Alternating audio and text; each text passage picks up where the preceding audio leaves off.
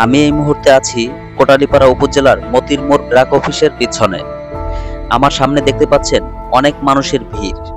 ভিড় দেখে জানতে চাইলাম এখানে কি হয়েছে।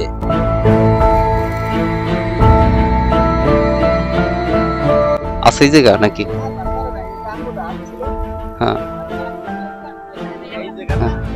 হ্যাঁ, হাতে নাতে ধরতে পারলে তো কাজ হইতো। জানতে পারলাম আজ সকালে এখানে একটি চুরির ঘটনা ঘটে। এখানে একটি নির্মাণাধীন ভবন থেকে অনেক প্রয়োজনীয় মালামাল চুরি করে পালিয়ে যাওয়ার সময় স্থানীয় কিছু মহিলাদের হাতে চোর আটক হয়। তবে পুরুষ না থাকায় মহিলাদের হাত থেকে ছুটে চুরিকৃত মালামাল ফেলে পালিয়ে যায় চোর। এই আপনার এই যে এইগুলো নিয়ে যাওয়া ছিল, এই যে এইগুলো না, এই রড ওই রড হ্যাঁ। আরো তুমি ব্যস্ত রাখ। আচ্ছা, ওরে পাইলে ভালো হইতো, কিন্তু আর ধরতে তো পারে নাই। আর এই চুরির ঘটনাটি ঘটিয়েছে যিনি, তাকে হয়তো আপনারা সবাই চেনেন। সে আমাদের কোটালীপাড়ার খুব নামকরা কুখ্যাত একজন চোর। কি আপনারা হয়তো ভাবছেন কে এমন নামকরা চোর যিনি আপনাদের পরিচিত?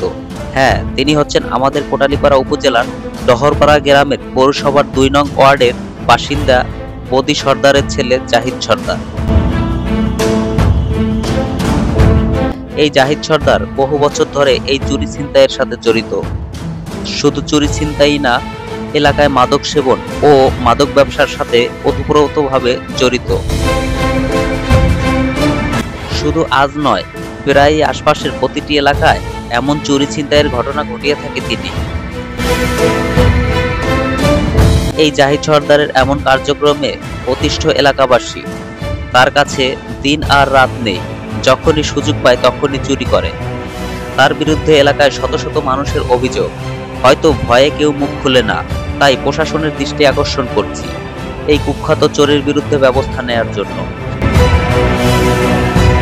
আর এলাকাবাসীর প্রতি অনুরোধ, আপনারা এমন চোরকে যেখানেই দেখবেন সেখান থেকেই তাকে ধরে আইনের হাতে তুলে দেবেন।